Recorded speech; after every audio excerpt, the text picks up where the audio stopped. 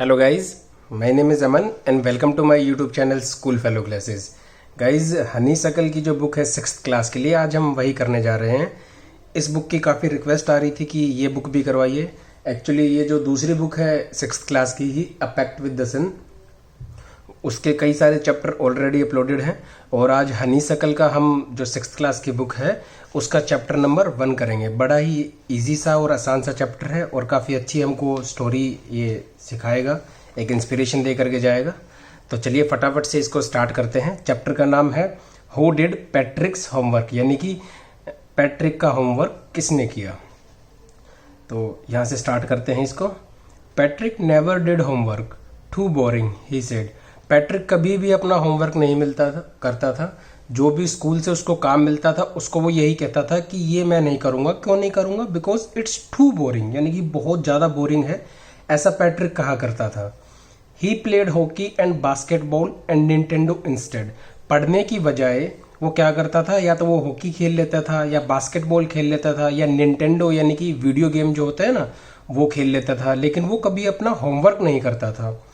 His teachers told him Patrick do your homework और you won't learn nothing. उसके teachers उसको हमेशा कहा करते थे कि पैट्रिक आप अपना काम कर लीजिए वरना कुछ भी आप याद नहीं कर पाएंगे, you won't learn a thing. And it's true, sometimes he did feel like a ignoramus but what he could do, he hated homework. और जो ये टीचर्स उसको कहते थे कि तुम अपना होमवर्क किया करो नहीं तो तुम कुछ भी लर्न नहीं कर पाओगे, ये बात पैट्रिक को कभी कभी ठीक भी लगती थी और उसको लगता था कि वो बेवजह ही इतनी सारी चीज़ों को, अपने होमवर्क को इग्नोर कर रहा है। लेकिन वो क्या कर सकता था? But what could he do, लेकिन वो कर भी क्या सकता था? उसको तो होमवर्क से क्या थी? नफरत थी। बिकॉज ही हेटेड होमवर्क, उसको अपने होमवर्क से नफरत थी। उसके बाद क्या है, then one day he found his cat playing with the little doll and he grabbed it away. एक दिन की बात होती है, उसने देखा कि उसकी जो कैट होती है वो एक छोटी सी डॉल से खेल रही होती है, छोटी गुड़िया से खेल रही होती है। तो उसने वो गुड़िया पकड़ी और उसको खींच लिया अपनी तरफ। To his surprise it was not a doll, लेकिन जब उसने उसको खींचा और जब उसको वो अपने पास लेके आया डॉल को, तो वो सरप्राइज हो गया। क्यों हो गया सरप्राइज? क्योंकि वो एक डॉल नहीं थी। वो क्या था अभी देखते हैं। But a man of tiniest size, बल्कि वो एक डॉल नहीं थी, एक बहुत ही छोटे से छोटा जो हो सकता है वो उतने साइज का एक आदमी उसको दिखाई दिया। जैसे यहाँ पर ये देख रहे हैं ना, ये उसको आदमी मिला जो कि एक डॉल की जितना छोटा था, ऐसा वो एक आदमी उसको दिखाई दिया। He had a little wool shirt with old-fashioned breeches and a high tall hat much like a wit's। देखिए वो जो आदमी था, अब उसका डिस्क्रिप्शन बताया गया है कि उस आदमी की जो शर्ट थी, ये जो छोटा साइज को आदमी मिला था टाइनीएस्ट साइज का, उसकी शर्ट कैसी थी? वूल की थी। वूल होता है ना ऊन, वूलन शर्ट थी उसकी, यानी कि ऊन से बनी हुई थी। विद ओल्ड फैशन ब्रिचेज, और पुराने फैशन के ब्रिचेज थे। ब्रिचेज क्या होता है? छोटे जो ट्राउजर्स होते हैं ना, पजामे जो होते हैं छोटे साइज के, उनको ब्रिचेस बोला जाता है। And a high hat, high tall hat, और एक बड़ी ऊंची टोपी, जैसे ये ना कोन शेप की जो टोपी है, इस तरीके की जो टोपी होती है ना, ऐसी कोई इसने लंबी सी टोपी पहनी हुई थी जैसी कि एक जादूगर के पास होती है। ठीक है। ही येल्ड सेव मी, ही का मतलब है यहाँ पर इस वाले जो टाइनीएस्ट साइज का मैन था, ये चिल्ला करके बोलता है। येल्ड मीनिंग चिल्लाना। सेव मी, बचा लो मुझे। Don't give me back to that cat, मुझे उस कैट को वापस मत देना। I will grant you a wish, I promise you that. तो वो चिल्लाते हुए कहता है कि मुझे बचा लो, ये कैट मुझे खा जाएगी, मुझे उसको वापस से मत देना, और बदले में मैं तुम्हारी एक विश पूरी करके दूंगा, ये मैं प्रॉमिस करता हूँ। Patrick could not believe how lucky he was. Patrick को जैसे यकीन ही नहीं हो रहा था कि वो कितना लकी है। Here was the answer to all his problems. उसको ऐसा लग रहा था कि अब मेरी लाइफ में जितनी भी समस्याएं हैं सबका जो आंसर है वो इस बंदे के पास है। इस टाइनीस्ट साइज का जो मैन मेरे को मिला है, ये उन सब चीजों का, प्रॉब्लम्स का सॉल्यूशन दे देगा। So he said only if you do all my homework till the end of the semester, that's 35 day. तो अब पैट्रिक ने उसको कैट से बचा लिया और पैट्रिक ने कहा कि मैं तुमको कैट को वापस नहीं दूंगा और बदले में तुमको क्या करना होगा, मेरा पूरा सेमेस्टर का होमवर्क जो है, मतलब जब तक मेरा सेमेस्टर खत्म नहीं हो जाता तब तक रोज तुमको मेरा होमवर्क करना है। और सेमेस्टर को अभी खत्म होने में कितने डेज बचे थे? 35 डेज बचे थे। If you do a good enough job I could even get age. और पैट्रिक बोलता है उसको, आदमी को, कि अगर तुमने अच्छा काम किया तो मुझे सारे सब्जेक्ट्स में ए भी मिल सकता है। The little man's face wrinkled like a dish cloth thrown in the hamper. ये सुन करके कि मुझे 35 दिन तक होमवर्क करना पड़ेगा, वो जो छोटा आदमी था, लिटिल मैन जो था, उसका जो चेहरा था उसमें ऐसे झुर्रियां पड़ गई। रिंकल्ड होता है झुर्रियां पड़ जाना, ऐसे झुर्रियां पड़ गई जैसे कि डिस्क्लोथ होता है एक ऐसा कपड़ा जिसको हम बर्तन वगैरह साफ करने के लिए यूज करते हैं। मतलब जैसे हम उसको बर्तन, जैसे डिस्क्लोथ होता है ना, उसको हम मोड़ तोड़ करके एक हैम्पर के अंदर फेंक देते हैं। हैम्पर क्या होता है? एक बास्केट होती है जिसके अंदर कपड़े वपड़े, गंदे कपड़े वगैरह स्टोर किए जाते हैं और फिर उसको ऊपर से ढक दिया जाता है। तो हैम्पर एक बास्केट होती है। और उसका चेहरा ये बात सुन करके कि मुझे 35 दिन तक काम करना पड़ेगा, उस लिटिल मैन का जो चेहरा था ऐसे उसमें सिकुड़न आ गई, ऐसे उसमें झुर्रियां पड़ गई जैसे कि हम एक बर्तन साफ करने वाले कपड़े को तोड़ मरोड़ करके हैम्पर के अंदर फेंक देते हैं। तो काफी अच्छी यहाँ पर लाइंस का यूज हुआ है, आप इनको समझने की कोशिश कीजिएगा। He kicked his leg and doubled his fist and he grimaced and scowled and pursed his lips. Oh, am I cursed? But I will do it. अब क्या होता है, ये बात सुनकर के उसका चेहरा तो ऐसे झुर्रियों से भर ही गया था, बहुत गुस्से में हो गया था वो। He kicked his leg, उसने अपने पैरों को ही खुद ही किक मारी और अपनी फीस्ट को ऐसे मुक्का बना करके He grimaced and scowled and pursed his lips. मतलब एक बहुत ही, ये कहते हैं, मतलब ऐसे एक्सप्रेशन से उसने देखा जैसे बहुत डिस्गस्टेड हो वो, या बहुत ही गुस्से में हो, ऐसे उसने एक्सप्रेशन से पैट्रिक की तरफ देखा और अपने लिप्स को पर्स करते हुए, पर्स होता है यानी कि गोल गोल घुमाते हुए, जैसे गुस्से में गोल गोल घुमाते हुए बोलता है, oh am I cursed but I will do it. लेकिन मैं ये काम करूंगा, हालांकि मैं कर्स्ड हूं लेकिन मैं ये काम करूंगा। क्यों करेगा वो काम? हालांकि इतना वो गुस्से में देख रहा था और उसके चेहरे पर ऐसी झुर्रियां पड़ जाती हैं, बहुत उसको गुस्सा आता है कि मुझे अब होमवर्क करना पड़ेगा। लेकिन फिर भी वो लिटिल मैन मान जाता है होमवर्क करने के लिए। सोचो क्यों? क्योंकि पैट्रिक ने उसकी जान बचाई थी उस बिल्ली से, और ऑलरेडी जो लिटिल मैन था वो प्रॉमिस कर चुका था कि अगर मुझे आप बिल्ली से बचा लोगे तो मैं आपकी एक विश पूरी करूंगा। तो अब वो उसकी विश पूरी करने के लिए क्या हो गया? बाध्य हो गया, यानी कि अब उसको करनी ही पड़ेगी। इसके बाद क्या होता है देखिए, अब ट्विस्ट आना स्टार्ट हो रहा है स्टोरी में। And true to his word, और वो अपने वर्ड्स का पक्का था, एकदम सच्चा था। कौन? Little elf. यानी कि एल्फ एक, आपने कई बार मूवीज में भी देखा होगा ना, जो छोटे छोटे बोने आदमी होते हैं जिनके पास शक्तियां होती हैं जादू टाइप की, उनको हम एल्फ बोलते हैं, बोने आदमियों को, जो मूवीज में पुराने टाइम पे हुआ करते थे। बिगेन टू डू, ये मिथिकल क्रिएचर्स होते हैं बेसिकली, ये सच्चाई नहीं होती। मिथिकल क्रिएचर्स यानी कि जिनका सिर्फ जो वर्णन है, जिनका जो डिस्क्रिप्शन है वो स्टोरीज में ही मिलता है, असलियत में ये मतलब नहीं होते हैं, इनको किसी ने देखा भी नहीं होता है। तो अब जो लिटिल एल्फ था अपने वर्ड का पक्का था, अब उसने ठान लिया था कि भाई बिल्ली से बचना है तो काम करना पड़ेगा। तो अब उसने पैट्रिक का होमवर्क करना स्टार्ट कर दिया। लेकिन यहाँ पे स्टोरी जो है, ट्विस्ट आना यहाँ से स्टार्ट होता है। Except there was one glitch, लेकिन वहां पर एक ग्लिच था। ग्लिच क्या होता है? जो बच्चे पबजी खेलते होंगे उनको तो पता ही है कि ग्लिच क्या होता है, और जिनको नहीं पता मैं बता देता हूं। देखिए यहाँ पर इसकी डेफिनेशन पे गिवन है, a fault in the machine that prevents it from working properly. यानी कि कोई ऐसा एरर आ जाना जिसकी वजह से कोई चीज ढंग से काम ना कर पाए। अब वो मशीन के अंदर कह लीजिए, या आप किसी आदमी के अंदर भी कोई ग्लिच हो सकता है। ऐसी कोई चीज हो जाना जिसकी वजह से कोई काम प्रॉपरली ना हो पाए। तो उस एल्फ के अंदर भी एक ग्लिच था। क्या ग्लिच था? The elf did not always know what to do and he needed help. Help me he would say, and Patrick would have to help in whatever way. देखिए उसके अंदर एक ग्लिच ये था एल्फ के अंदर कि उसको हर बार नहीं पता होता था कि मैंने क्या करना है। यानी कि उसको होमवर्क करना तो आता था लेकिन 100% होमवर्क वो भी नहीं कर सकता था, क्योंकि वो भी इतना इंटेलिजेंट नहीं था कि सारा काम वो खुद से कर दे। तो अक्सर वो चिल्लाता रहता था कि हेल्प मी। पैट्रिक को कहता था कि मेरी हेल्प करो। और अब पैट्रिक को भी उसकी हेल्प करनी पड़ती थी क्योंकि होमवर्क तो करना ही था। ज़्यादातर होमवर्क वो कर दिया करता और कुछ पैट्रिक उसकी हेल्प भी कर देता था। I do not know this word, the elf squeaked while reading Patrick's homework. मुझे इस वर्ड के बारे में नहीं पता। जो एल्फ था वो चिल्लाता था जब वो पैट्रिक का होमवर्क करता था, get me a dictionary. No, what's even better, look up the word and sound it by each letter.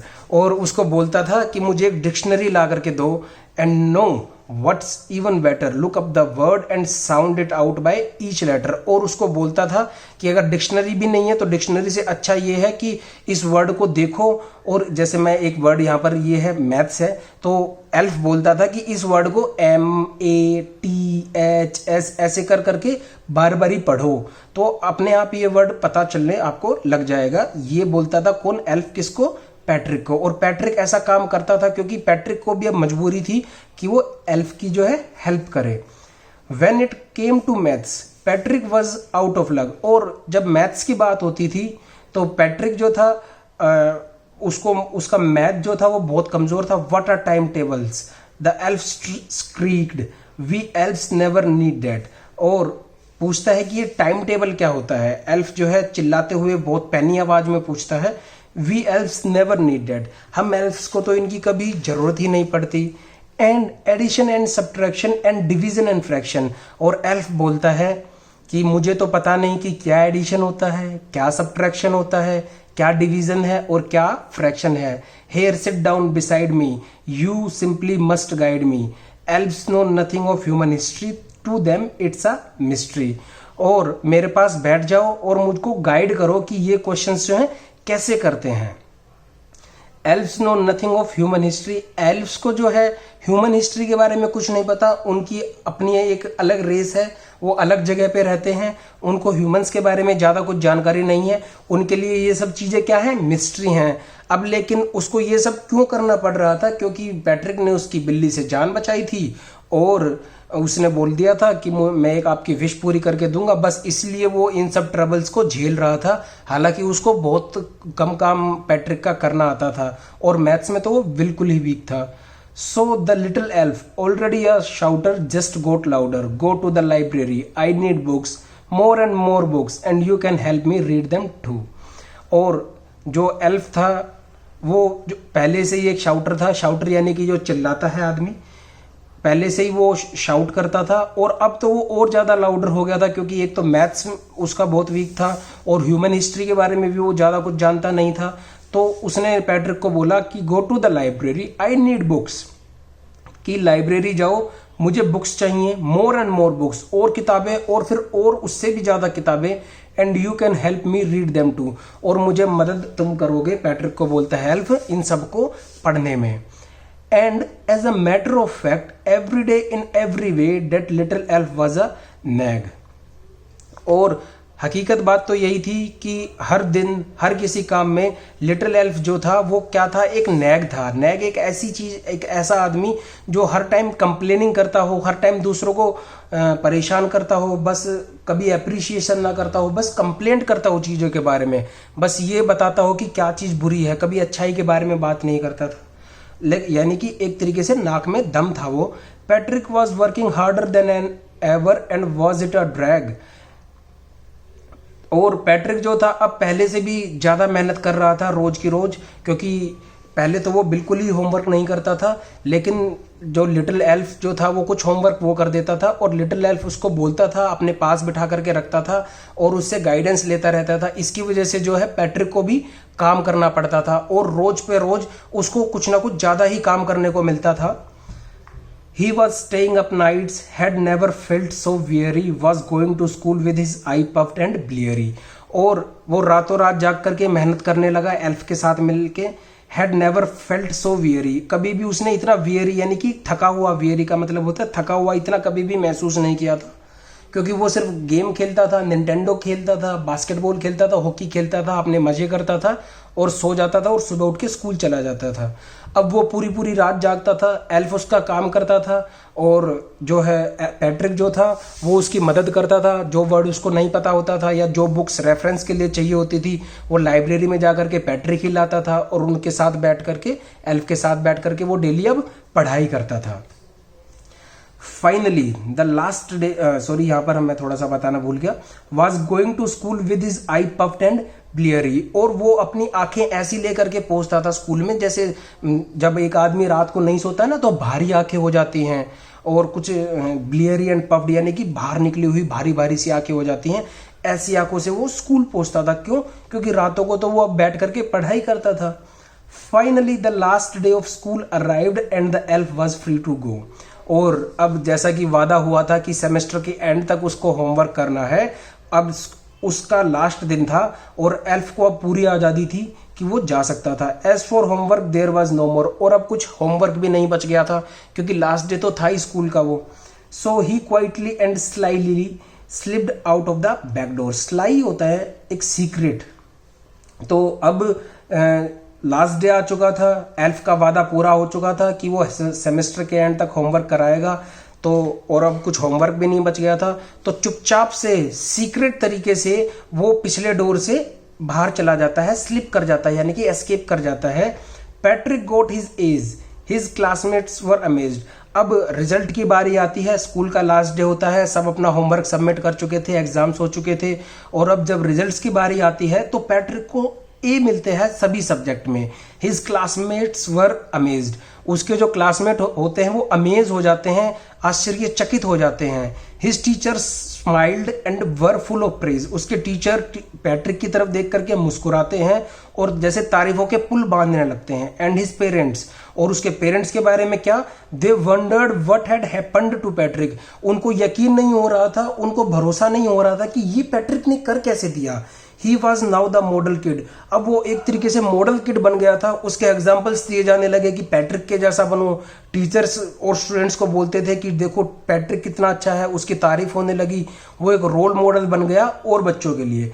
Cleaned his room, और अब वो अपना रूम भी साफ रखने लगा था क्योंकि अब उसको एप्रिसिएशन इतना मिल रहा था कि सबके उसमें ए आई, तो हर बंदा उसकी तारीफ करते नहीं थक रहा था। तो पैट्रिक ने धीरे धीरे क्या किया, अपना रूम साफ करना शुरू कर दिया। डिड हिज चोर्स, चोर्स होता है जो डेली के जो काम होते हैं, छोटे मोटे जो डेली रूटीन के ऑफन जो बोरिंग काम होते हैं, जो पहले पैट्रिक नहीं किया करता था, इंक्लूडिंग होमवर्क, अब वो चोर्स भी करने लगा। और हमेशा चीयरफुल रहने लगा, किसी से भी वो रूड बातें नहीं करता था, उसका बिहेवियर हर एक के लिए अच्छा होता था। Like he had developed a whole new attitude, और ऐसा लगता था कि जैसे पैट्रिक पूरा चेंज हो गया है, उसके एटीट्यूड में एकदम यू टर्न आ गया है, एकदम पूरा चेंज हो गया है। पहले अगर वो ऐसे था तो बिल्कुल इसका अपोजिट ऐसे हो गया है। पहले वो रूड था, चीयरफुल नहीं था, अपना रूम साफ नहीं करता था, चोर्स नहीं करता था, होमवर्क नहीं करता था, सिर्फ उसका गेम खेलने के ऊपर ध्यान रहता था, और उसके जो नंबर्स थे वो भी अच्छे नहीं आते थे। लेकिन अब कहानी उल्टी हो चुकी थी, अब उसका सारे सब्जेक्ट्स में ए आया, वो एक मॉडल किड बन चुका था, सारे टीचर्स उसको प्रेज करते थे, इवन उसके पेरेंट्स भी उसको प्रेज करते थे, सब उसका दोस्त बनना चाहते थे। तो अब लास्ट में क्या होता है, you see in the end Patrick still thought he would made that tiny man do all his homework, और आखिरी तक में पैट्रिक जो था वो यही सोचता था कि उसने कैसे एक छोटे से इंसान से, या वो जो टाइनी मैन था उससे कैसे अपना होमवर्क करवा करके उसको ए ग्रेड मिल गए। लेकिन but I will share a secret just between you and me, लेकिन मैं आपको एक सीक्रेट शेयर करना चाहता हूँ यहाँ पे, ये सिर्फ आपके और मेरे बीच में रहना चाहिए। It was not the elf, वो एल्फ नहीं था, Patrick had done it himself. वो जो होमवर्क जो किया था वो पैट्रिक ने ही किया था, वो किसी एल्फ ने नहीं किया था। ये एक सीक्रेट की बात है। और पैट्रिक जो रात रात भर जाग करके उसके साथ जो होमवर्क करता था, लाइब्रेरी से बुक्स लाता था, एडिशन सब्ट्रैक्शन डिवीजन फ्रैक्शन समझाने में उसको मदद करता था, ये सब काम कर करके पैट्रिक खुद से इतना होशियार हो गया कि पैट्रिक को भले ही ये लगता था कि एल्फ ने उसका काम किया, लेकिन सच्चाई यही थी कि पैट्रिक ने वो सारा काम खुद ही किया और उसकी खुद की मेहनत से ही उसको ए ग्रेड्स मिले। तो ये स्टोरी थी, कैरोल मूरे ने इसको लिखा है और इससे हमको बड़ी ही अच्छी सीखने को मिलती है। एक बड़ा ही मोरल लेसन हमको सिखाती है ये जो स्टोरी है। ये स्टोरी हमको ये सिखाती है कि कोई काम तब तक मुश्किल होता है जब तक हम उसको करते नहीं हैं। एक बार जब हम करना स्टार्ट करते हैं तो धीरे धीरे ओवर द टाइम, पैट्रिक जो था, पैट्रिक ने कभी अपना होमवर्क नहीं किया था, पैट्रिक स्टडीज में भी वीक था, और लेकिन एल्फ के साथ मिलकर के उसने पढ़ना स्टार्ट कर दिया, जाने अनजाने में ही सही। वो ये जानता भी नहीं था कि मैं अपना होमवर्क कर रहा हूँ, लेकिन जब वो एल्फ की मदद करता था तो वो अल्टीमेटली वो भी पढ़ता था, वो बुक्स भी लेकर के आता था, एल्फ की मदद भी करता था और एल्फ को बुक्स भी वो पढ़ाता भी था। तो ऐसा करते करते पैट्रिक को जो है पढ़ाई की आदत लग गई और धीरे धीरे करके उसने इतना अपना डेवलपमेंट किया कि वो एक मॉडल किड बन गया, उसके सारे सब्जेक्ट्स में ए आए। तो अगर आपको भी कोई सब्जेक्ट मुश्किल लगता है, इंग्लिश है, हिंदी है, मैथ्स है, एसएसटी है, बस आपने करना क्या है, बस उस सब्जेक्ट को खोल लेना है और कोशिश करनी है उसको समझने की। एक दिन नहीं आएगा, 2 दिन नहीं आएगा, लेकिन जब धीरे धीरे आप देखिए 35 डेज में उसके अंदर कितना चेंज आ गया। तो अगर आप एक सब्जेक्ट को रोज 35 डेज तक पढ़ेंगे तो जरूर आपका इंटरेस्ट डेवलप हो जाएगा, आपको चीज़ें समझ में आने लगेंगी और 35 डेज के बाद आपको अलग से कुछ करने की जरूरत नहीं पड़ेगी, वो सिर्फ आपकी एक आदत बन चुकी होगी। तो ये स्टोरी जो है हमको ये सब चीज़ें सिखाने की कोशिश कर रही है। आई होप कि आप इस स्टोरी से कुछ सीखेंगे और मैं ये भी उम्मीद करता हूँ कि आपको ये स्टोरी अच्छे से समझ में आ गई होगी। अगर आपको कोई डाउट है, किसी वर्ड का मीनिंग नहीं समझ में आ रहा है, तो आप गूगल पे सर्च कर सकते हैं, और अगर आपको फिर भी ना समझ में आए तो आप मुझसे कमेंट सेक्शन में पूछ सकते हैं। और फिर आपसे नई वीडियो में मुलाकात होगी नए चैप्टर के साथ, अ हाउस अ होम। तो तब तक के लिए, जब तक नेक्स्ट वीडियो नहीं आ जाती, आप यही वीडियो देखिए और अपना ख्याल रखिए। Thanks for watching this video.